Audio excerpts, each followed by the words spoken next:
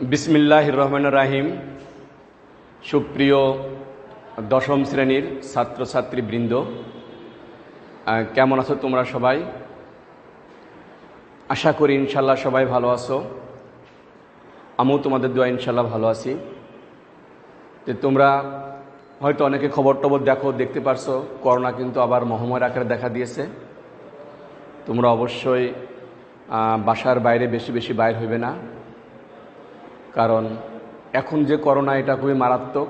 কারণ এটা এখন যাদেরকে আক্রমণ করছে প্রায় কিন্তু শেষ হয়ে যাচ্ছে। তোমরা অবশ্যই মাস্ক ব্যবহার করবে এবং তোমরা যেহেতু ছাত্র, তোমরা একটা জিনিস মনে রাখবে, তোমাদের দ্বারা যেন অন্যর কারোর কোনো ক্ষতি না হয়, তোমরা সেইভাবেই চলাফেরা করবে, ঠিক আছে? এবং এখন অবশ্যই তোমরা মাস্ক ব্যবহার করবে। উন্নত মানের মাস্ক ভ্যাকসিনের চাইতে অনেক ভালো, ঠিক আছে? অর্থাৎ quality mask is better then vaccine. এবং এখন সবসময় বাসায় থাকারই চেষ্টা করবে। দেখো, খবরে দেখবার গত কয়েকদিন আগে আমি দেখলাম, গতকালও আমেরিকাতে প্রায় 4000 লোক মারা গেছে একই দিনে, এবং তার একদিন আগে ব্রাজিলে মারা গেছে 2200 লোক। সেই তুলনায় অবশ্য আমাদের বাংলাদেশে অনেক ভালো আছে।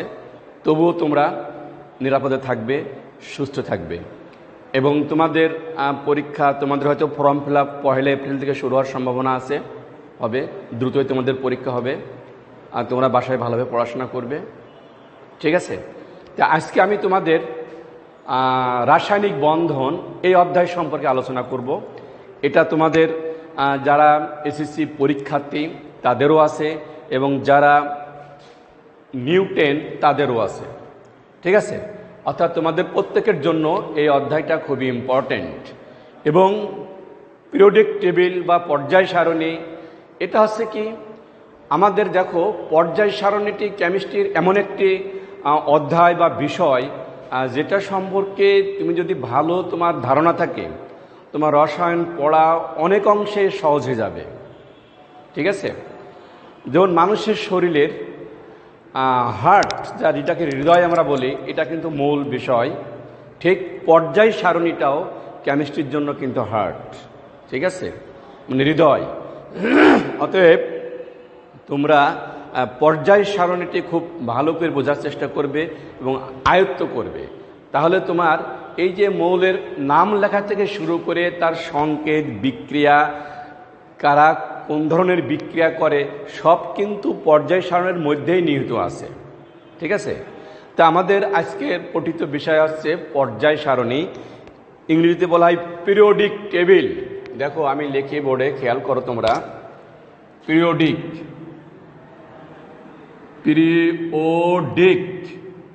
টেবিল, পর্যায় সারণী, পর্যায়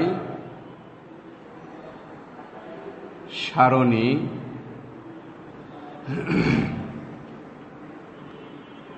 ঠিক আছে? তে পর্যায় পিরিয়ডিক টেবিল, দেখো এই নাম থেকেই কিন্তু আমরা অনেক কিছু আঁচ করতে পারি। পিরিয়ডিক মানে কি, একটা নির্দিষ্ট ব্যবধান অন্তর অন্তর মানে একটা বিষয়ের অবতারণা ঘটে, ঠিক আছে? এই জন্য নাম হচ্ছে পিরিয়ডিক টেবিল। এখানে তোমরা পিরিয়ডিক টেবিল অর্থাৎ পর্যায় সারণী সম্পর্কে জানতে হলে আমাদের প্রাথমিক বা তার পটভূমি বা ব্যাকগ্রাউন্ডটা কি, পর্যায় সারণীর ব্যাকগ্রাউন্ডটা কি, এইটার সম্পর্কে কিন্তু আমাদের একটু ধারণা থাকতে হবে, ঠিক আছে? তো ব্যাকগ্রাউন্ড বলতে গেলে বা পটভূমি যেটা, সেটা হচ্ছে কি যে পর্যায় সারণীতে একই দিনে সৃষ্টি হয়নি, কিন্তু এটা বহু প্রাচীন কাল থেকে মানুষ পদার্থের ধর্ম এবং তাদের ধর্ম সম্পর্কে এবং তাদের যে সকল ধারণা পেয়েছে, সেই ধারণায় কিন্তু পর্যায় সারণীর তোমার কি সম্মিলিত রূপ। অর্থাৎ বহু প্রাচীন কাল থেকে মানুষ পদার্থের ধর্ম, বর্ণ সম্পর্কে যে ধারণা অর্জন করেছিল, যে ধারণা অর্জন হয়েছিল, তারই একটি সম্মিলিত রূপ আছে পর্যায় সারণী। পর্যায় সারণী কিন্তু একদিনে সৃষ্টি হয়নি, মানে একজন বিজ্ঞানীর পক্ষেও এটা তৈরি করা সম্ভব হয়নি। কিন্তু অনেকজন বিজ্ঞানী অনেক দিন ধরে অক্লান্ত পরিশ্রম করে যে সারণীটি আবিষ্কৃত হলো সেটাই হচ্ছে আজকের এই পর্যায় সারণী। কারণ একজন বিজ্ঞানীর পক্ষে এটা আবিষ্কার করা সম্ভব হয়নি। এখানে অনেক বিজ্ঞানী আছে, তাদের মধ্যে কতগুলো বিশেষ বিজ্ঞানী যারা পর্যায় সারণীর সাথে সরাসরি জড়িত, তাদের দু একজনের নাম আমি বলি, তোমরা দেখো। সেটা হচ্ছে কি 1789 সালে বিজ্ঞানী ল্যাভোসিয়া, তারপরে দেখো 1829 সালে বিজ্ঞানী ডোবেরাইন এবং 1864 সালে বিজ্ঞানী নিউল্যান্ড। সর্বশেষ 1869 সালে বিজ্ঞানী মেন্ডেলিভ পর্যায় সারণের একটা পূর্ণ রূপ দেয়। ঠিক আছে, তাহলে প্রথমে কি আছে দেখো কত সালে, সেটা হচ্ছে তোমার 1789 সালে বিজ্ঞানী ল্যাভোসিয়া। 1789 সালে বিজ্ঞানী ল্যাভোসিয়া কী করলো, পর্যায় সারণীর বিভিন্ন মৌলিক পদার্থ, যেমন মনে করো কি হাইড্রোজেন, কি মৌলিক পদার্থ, যেমন হাইড্রোজেন, আমি নাম লিখি। এটা কত সালে, এটা তোমার আছে 1789 সালে বিজ্ঞানী ল্যাভোসিয়া বা শিয়া বলা হয়, ল্যাভোসিও। ঠিক আছে, সে কতগুলো মৌলিক পদার্থ সম্পর্কে আইডিয়া দিল। মৌলিক পদার্থগুলো কী কী ছিল সেখানে? হাইড্রোজেন ছিল, অক্সিজেন ছিল, nitrogen, phosphorus, sulphur, mercury, zinc ইত্যাদি। এই যে মৌলিক পদার্থগুলো আসলো, এই মৌলিক পদার্থগুলোকে সে আবার দুই ভাগে ভাগ করার চিন্তা করলো। কি, একটা হচ্ছে কি ধাতু, দুই ভাগে ভাগ করলো, একটা হচ্ছে ধাতু এবং আর একটা হচ্ছে কি অধাতু। ঠিক আছে, অর্থাৎ বিজ্ঞানী ল্যাভোসিয়া থেকেই মৌলিক পদার্থ যে বিভিন্ন রূপ দেওয়া হলো, সেটা কিন্তু বিজ্ঞানী ল্যাভোসিয়া থেকে আলোচনা শুরু হয়েছিল। মানে যে মৌলিক পদার্থগুলো তারা শুধু একটাই, শুধু ধাতুই না, শুধু অধাতুই না, এখানে অপধাতু আছে, ঊর্ধ্বধাতু আছে, অবস্থানের ধাতু আছে, এই যে বিভিন্ন রূপ দিল, এটা কিন্তু বিজ্ঞানী ল্যাভোসিয়া থেকেই আলোচনা শুরু হয়েছিল। ঠিক আছে, এরপরে দেখো, এরপরে এটা 1789 সালে বিজ্ঞানী ল্যাভোসিয়া অর্থাৎ মৌলিক পদার্থটাকে প্রধানত দুই ভাগে ভাগ করার তারা একটা চিন্তা ভাবনা শুরু করছিল, সেটা আছে কি ধাতু অধাতু। এরপরে দেখো, এরপরে কত সালে, এরপরে আসছে তোমার 1829 সালে বিজ্ঞানী ডোবেরাইন। কত সালে? 1829 সালে বিজ্ঞানী ডোবেরাইন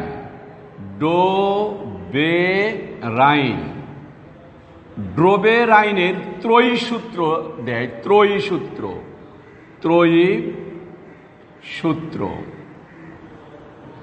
1829 সালে বিজ্ঞানী ডোবেরাইন ত্রয়ী সূত্র দেয়। ত্রয়ী সূত্রটা কি? সে সেখানে বিভিন্ন মৌলিক পদার্থগুলোর যে পারমাণবিক ভর আছে তাদেরকে পরপর তিনটি মৌল সাজাইলো। মনে করো লিথিয়াম, সোডিয়াম, পটাশিয়াম, এই যে তিনটা মৌল। আবার এদিক দেখো বেরিলিয়াম, ম্যাগনেসিয়াম, ক্যালসিয়াম। ঠিক আছে, আবার দেখো এদিকে কি আছে, boron, carbon, nitrogen, boron, carbon, nitrogen. এই যে তিনটা যে মৌল বিজ্ঞানী ডোবেরাইন কত সালে? এরা দেখো 1829 সালে বিজ্ঞানী ডোবেরাইন নামটা হবে কি ডোবেরাইন, ত্রয়ী সূত্র বলা হয় এটাকে, ডোবেরাইনের ত্রয়ী সূত্র। কত সালে? 1829 সালে। কে? বিজ্ঞানী ডোবেরাইন। সে কী করলো, তিনটি পদার্থকে তাদের পারমাণবিক ভর অনুসারে সাজাইতে এসে লক্ষ্য করলো কি যে প্রথম এবং তৃতীয় মৌলটির পারমাণবিক ভরের গড় হচ্ছে দ্বিতীয় মৌলের পারমাণবিক ভর। বোঝা গেছে ব্যাপারটা? বুঝতে পারছো তোমরা? আমি আবারও বলি, শোনো, যে তিনটি মৌল, যেমন এখানে কি নিলাম আমি, লিথিয়াম, সোডিয়াম, পটাশিয়াম। ঠিক আছে, তো সে বলল যে প্রথম এবং তৃতীয়টির পারমাণবিক ভরের গড় দ্বিতীয় মৌলের পারমাণবিক ভর গড়ের সমান বা কাছাকাছি। আচ্ছা আমরা উদাহরণ দেখি। লিথিয়ামের পারমাণবিক ভর আছে কত? দেখো লিথিয়াম আছে 7 আর পটাশিয়ামের কত? পটাশিয়ামের 39। তাহলে কত হয় দুটা? এটা তোমার আছে 46। এই দুইটার গড় আছে কি? লিথিয়ামের দেখো পারমাণবিক ভর আছে 7 আর পটাশিয়ামের পারমাণবিক ভর আমরা 39। এদের মোট হলে কত? 46। এটাকে গড় মানে যদি অর্ধেক যদি করা হয়, গড় করলে 2 দিয়ে ভাগ করলে কত হয়? এখানে 23। এই 23টা হচ্ছে কার? দেখো 23টা হচ্ছে সোডিয়ামের পারমাণবিক ভর। ক্লিয়ার? Any problem? ভালো করে দেখো। আবার আমি এটা কিন্তু পরীক্ষায় খুবই আসে, যেহেতু তোমরা এসএসসি পরীক্ষাতে এবার কিন্তু তোমাদের কি অধ্যায় খুব কম, প্রশ্ন কিন্তু অনেক বেশি, যার জন্য প্রত্যেকটা লাইন বা পৃষ্ঠা তোমাকে ভালোভাবে পড়তে হবে কিন্তু। কারণ এবার প্রশ্ন কিন্তু একদম কমন প্রশ্ন আসবে না, কিছু এলোমেলো প্রশ্ন, যেগুলো যে সমস্ত প্রশ্ন কোনোদিনও আসেনি সে প্রশ্নও পরীক্ষা আসার সম্ভাবনা আছে। তো কারণ একটাই, অধ্যায় কম, প্রশ্ন অনেক বেশি। ক্লিয়ার? তাহলে দেখো ড্রোবের আইনের ত্রয়ী সূত্র সেটা হচ্ছে কি? আমি এখানে 3টা মৌল লিখলাম, লিথিয়াম, সোডিয়াম, পটাশিয়াম। তো কি বললাম? যে লিথিয়াম এবং অর্থাৎ প্রথম এবং তৃতীয়র মৌলের পারমাণবিক ভরের গড়, তোমরা গড় বোঝো তো? গড় মানে কি? এটা গাণিতিক রূপ, সেটা হচ্ছে কি ম্যাথমেটিক্যালি গড়টা হচ্ছে কি? যদি 2টা বিষয় থাকে সেই 2টি বিষয়ের যোগফল ডিভাইডেড বাই 2। যদি 3টি থাকে 3টার যোগফল ডিভাইডেড বাই 3, এইটা হচ্ছে গড়। তাহলে এখানে আমরা কি বলছি? প্রথম এবং তৃতীয় মৌলের পারমাণবিক ভরের গড় দ্বিতীয় মৌলের পারমাণবিক ভরের গড়ের সমান বা কাছাকাছি। এটা হচ্ছে ড্রোবের আইনের ত্রয়ী সূত্র। এখানে তোমরা দেখো আমি যে লিখলাম লিথিয়াম, সোডিয়াম, পটাশিয়াম। লিথিয়াম এবং সোডিয়াম, প্রথম মৌল এখানে লিথিয়াম, দ্বিতীয় মৌল সোডিয়াম, তৃতীয় মৌল পটাশিয়াম। তো কি বললাম? যে প্রথম এবং তৃতীয় মৌলের পারমাণবিক ভরের গড়। তাহলে প্রথমটা আছে লিথিয়ামের পারমাণবিক ভর 7, পটাশিয়ামের পারমাণবিক ভর 39। দুটা যোগ করলে হয় 46 এবং তার গড় করলে কত হয়? 23। রাইট? এই 23টা হবে কার? সোডিয়ামের পারমাণবিক ভর। এটাই বিজ্ঞানী ড্রোবেনাই ত্রয়ী সূত্র দিল। আমি আর একটা উদাহরণ দিই, তোমরা দেখো। আমি এটা মুছে দিই। দেখো লিথিয়াম এটা কি বোঝা গেছে? তাহলে আমরা কিভাবে পেলাম সেটা? লিথিয়ামের কত পেলাম? এখানে দেখো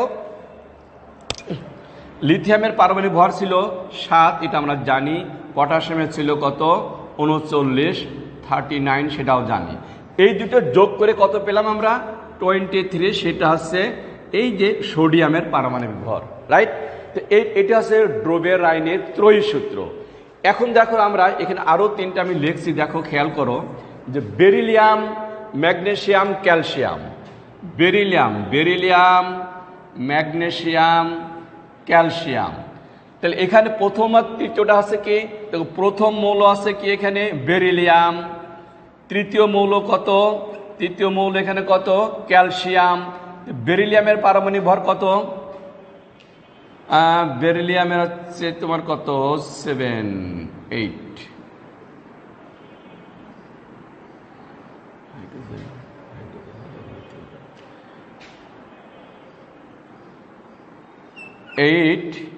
আর ক্যালসিয়ামের কত? 40, 48 হলো, হবে হচ্ছে না, সরি ভুল হইলো।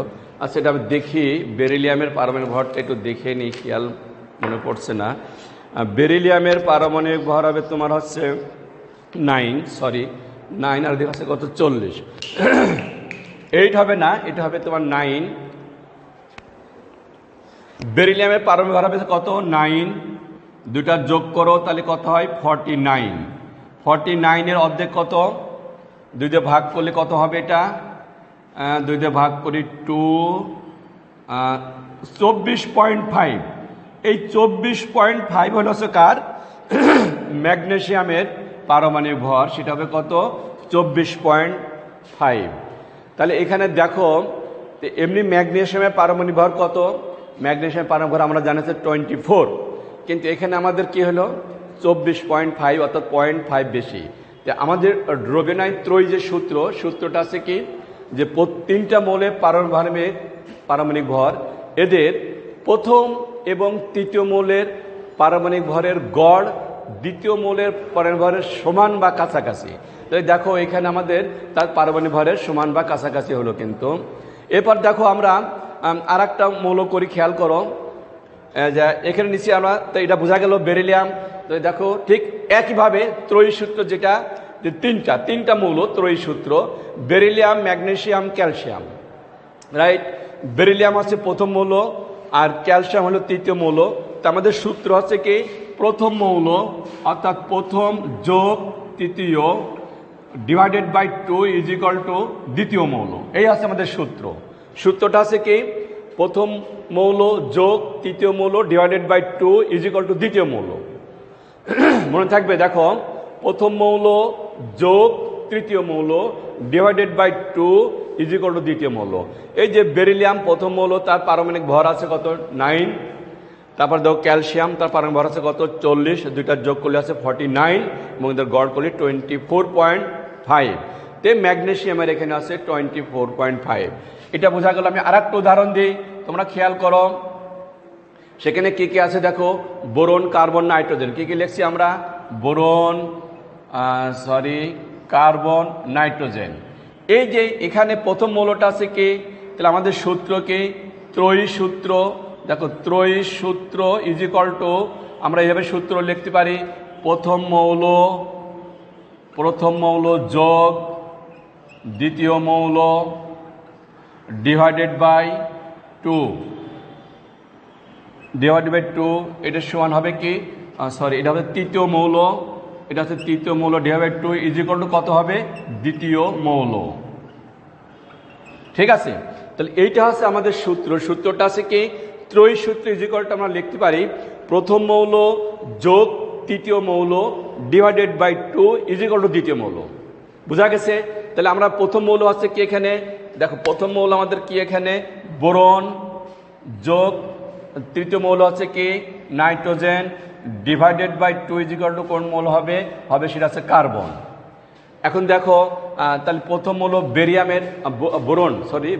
বোরনের পারমাণবিক ভর কত, 11। দেখো 11 যোগ নাইট্রোজেনের হচ্ছে কত, 14 ডিভাইডেড বাই 2, তাহলে সমান কত হয়, 25। 25 divided by 2 is equal to 12.5 is equal to কার্বনের সমান। তাহলে এটা হচ্ছে আমাদের ত্রয়ী সূত্র। আশা করি তোমরা ত্রয়ী সূত্র খুব ভালোভাবে বুঝতে পারছো। তাহলে ত্রয়ী সূত্রটা কি বললাম আমি, দেখো এখানে ত্রয়ী সূত্র তোমাদের সহজে মনে রাখার এটা সিস্টেম, সেটা আছে ত্রয়ী সূত্র কে আবিষ্কার করছে, বিজ্ঞানী ড্রোবেনাইন। কত সালে, 1829 সালে। সূত্রটা আছে কি, পরপর তিনটি মৌলের পারমাণবিক ভর, এদের সূত্র তুমি এভাবে লিখবা যে তিনটে মৌল, তো প্রথম মৌল যোগ তৃতীয় মৌল divided by 2 is equal to দ্বিতীয় মৌলের পারমাণবিক ভরের সমান বা কাছাকাছি। ঠিক আছে, আমি এখানে তিনটা উদাহরণ দিলাম। একটা আছে কি লিথিয়াম, সোডিয়াম, পটাশিয়াম, আর একটা দিলাম কি বেরিলিয়াম, ম্যাগনেসিয়াম, ক্যালসিয়াম, আর একটা দিলাম কি বোরন, কার্বন, নাইট্রোজেন। অর্থাৎ সূত্র আমরা দাঁড় করলাম কি হবে, ত্রয়ী সূত্র ইজ ইকুয়াল টু আছে কি প্রথম মৌল যোগ দ্বিতীয় মৌল তৃতীয় মৌল ডিভাইডেড বাই 2, প্রথম মৌল যোগ তৃতীয় মৌল divide by 2 is equal to দ্বিতীয় মৌল।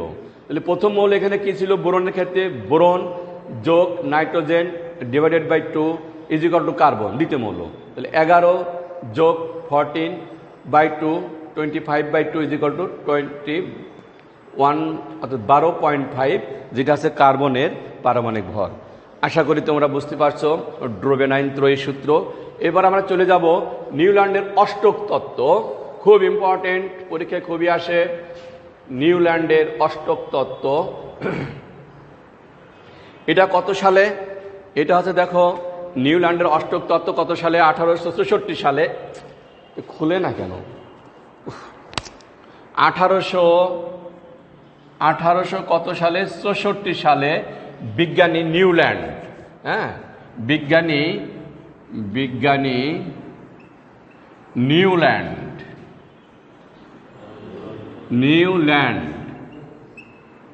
এটা কি সূত্র দেয়, এটা হচ্ছে অষ্টক সূত্র। অষ্টক সূত্র বলা হয় এটাকে, অষ্টক সূত্র, নিউল্যান্ডের অষ্টক সূত্র। এখানে কি দেখো, এখানে আমরা কি করব, এই নিউল্যান্ড যখন অর্থাৎ 1866 সালে যখন অষ্টক সূত্র দেয় তখন কিন্তু নিষ্ক্রিয় গ্যাস মৌলগুলো আবিষ্কার হয়নি। এটা কত সালে? 1866 সালে। তোমাদের এই সালগুলো কিন্তু মনে রাখতে হবে। অর্থাৎ নিউল্যান্ডের অষ্টক সূত্র সেটা আছে কি 1864 সালে বিজ্ঞানী নিউল্যান্ড যে অষ্টক সূত্র যখন দেয় তখন কিন্তু তোমার এই নিষ্ক্রিয় গ্যাস মৌল আবিষ্কার হয়নি।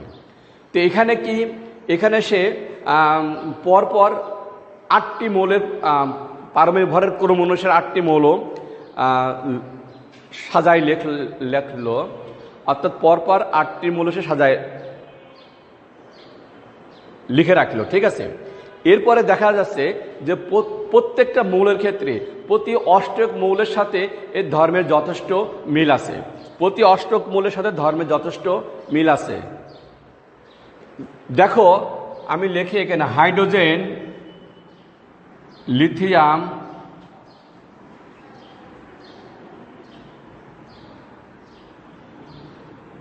কয়টা লিখলাম? 1 2 3 4 ও লিথিয়াম, তারপর হচ্ছে কি হবে বোরন, CnO, 1 2 3 4 5 6 7। এখানে কি আসছে? Fluorine, fluorine.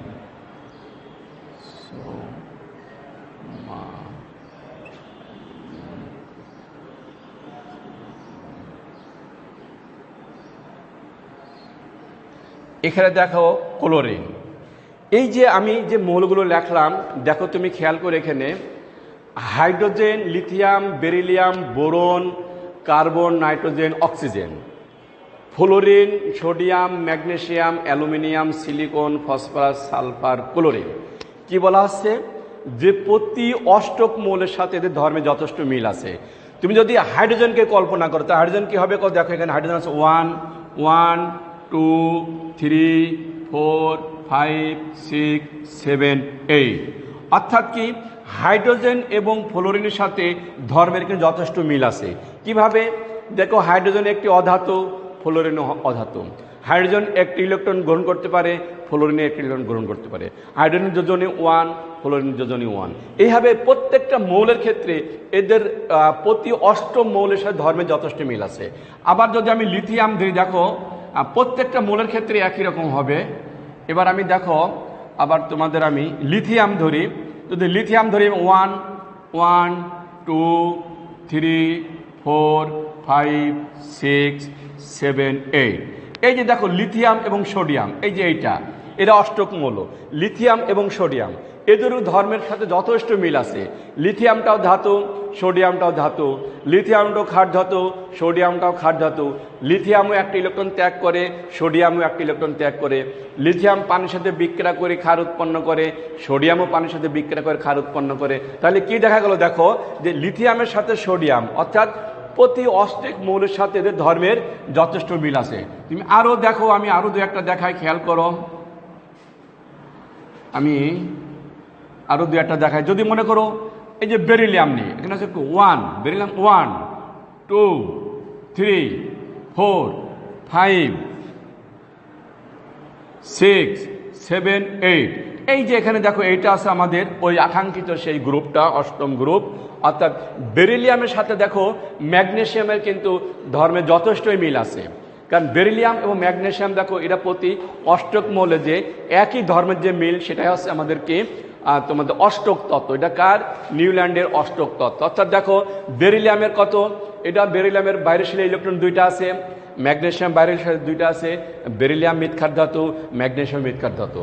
অর্থাৎ এইভাবে তুমি যদি বোরনের দাও, দেখো বোরনের সাথে অ্যালুমিনিয়াম মিল থাকবে, কার্বনের সাথে সিলিকনের মিল থাকবে, নাইট্রোজেনের সাথে ফসফরাসের মিল থাকবে, অক্সিজেনের সাথে সালফারের মিল থাকবে। এইভাবে প্রতিটি পরপর 8টি মৌলের মধ্যে প্রতি অষ্টম মৌলের সাথে তার প্রথম মৌলের ধর্মের যথেষ্ট মিল আছে। এটি হচ্ছে নিউল্যান্ডের অষ্টক তত্ত্ব। আশা করি তোমরা বুঝতে পারছো। এই যে আমি যে সূত্রগুলো তোমাদের পড়ালাম, ল্যাবোসিয়া, ড্রোবেনাইট ত্রয়ী সূত্র, নিউল্যান্ডের অষ্টক তত্ত্ব এবং পিরিয়ডিক টেবিলের যে ব্যাকগ্রাউন্ড, এটা কিন্তু তোমরা ইতিহাস তোমাদের জানার দরকার। তুমি যখন একটা বিষয় সম্পর্কে পড়বে, সেই বিষয়ের তার আদ্যপান্ত অর্থাৎ খুঁটিনাটি সমস্ত বিষয় সম্পর্কে কিন্তু ধারণা থাকতে হবে। যদি ধারণা থাকে তাহলে তুমি সেই বিষয়টা ক্লিয়ার বুঝতে পারবে, পড়তে পারবে।